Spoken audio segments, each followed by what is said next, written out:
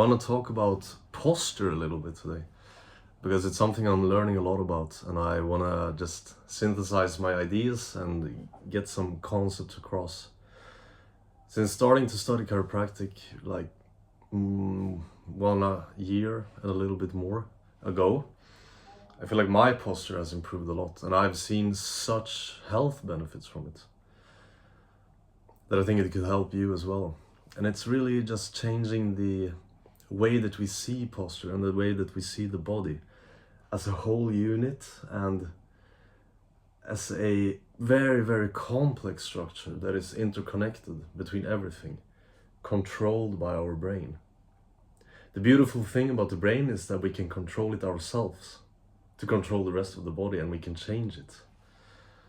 And that's what I've managed to do. So how has it improved my life? First of all, I used to have so tight neck and upper back here. The muscles were just, every time I woke up, super tight, painful, aching, like feeling like they're weak, dysfunctional. And if you think about it, why would this be? If I start having anterior head carriage like this, sitting hunched over all of the time, like looking at the computer, for example, or walking in a slouched position, the muscles that attach up here and down here, they get stretched. It's like a band like this. This is a relaxed muscle that is functioning well in its proper position. This is the head. If I take the head forward and leave this one here, look what happens. The muscle gets tight. It starts to pull on it here. As I move the head more and more forward, it gets heavier because it's in front of the center of gravity. And the muscle has to work harder in order to keep the head from falling down on the ground. And it also getting more stretched at the same time. So it like just sends signals to the brain saying that it's not a healthy position and that we need to do something about it. If we then bring this head back, we get the muscle into its proper alignment. The stretch receptors in the muscle stop firing as much. They still fire, but stop firing as much, and you don't feel this pain anymore.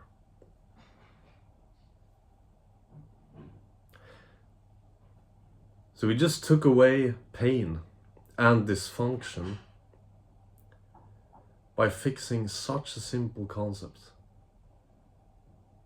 If I would have just gone and gotten massages and different therapies or a pain-killing drug, taking away this pain from the muscle a little bit, does my anterior head carriage go away? No. Does the problem of the muscle dysfunction go away? No. So in the body and during health, as in chiropractic, we always need to look at the cause. And we need to change this cause. And it's such a simple fix to my neck pain, improving this posture. So, how can we do this? The best and most effective thing is just a rewiring of your neurology. What do I mean with this? The brain controls everything in the body. The brain controls the muscles that at the end controls your joints in order to move and position your body in a certain way. So if we can change the brain, we can change the body. The brain basically works like a network of different signals, codifying your body to do something. And these connections in the brain become stronger the more that we use them, and they become weaker the less that we use them.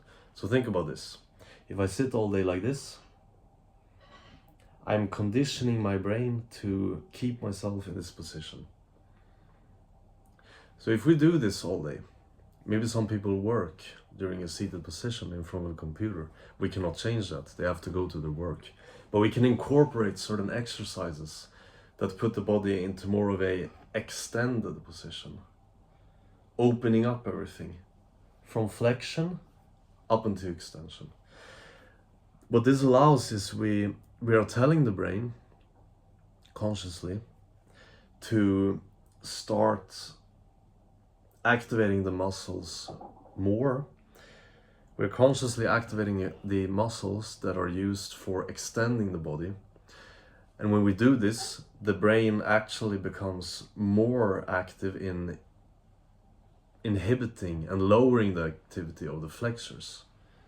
So this is flexion, this is extension. That's exactly the way we want to do it. We want to reverse the cycle. And we need to do it consistently, because that's what strengthens these connections in the brain. Consistent repetition.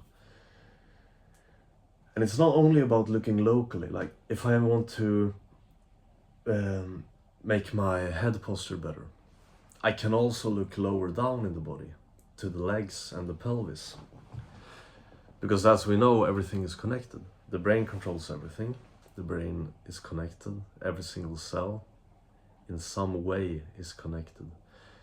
So if we change one part of the body, we can change another part, just because of the biomechanics and how the control mechanisms work together. So for example, many people have anterior pelvic tilt. They have tight hip flexors. Those are the muscles in the front of your upper legs, going up to the abdomen. You can feel them, I think. The psoas, for example. And they have weak extensors of the hip. For example, the gluteus maximus, biggest muscle of the body, but many people have it weak. So they're walking in a wrong movement pattern. They're walking and kind of falling on every step.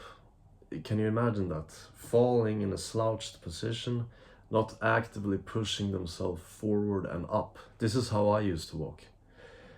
Then what I did is I consciously reminded myself to all of the time activate the extension. So activating the glutes while I was walking. This tells my brain to activate the extension and inhibits the flexion. Puts my pelvis in a better position, therefore changing my spinal curvature all the way up, and indeed, again, improving my cervical curvature.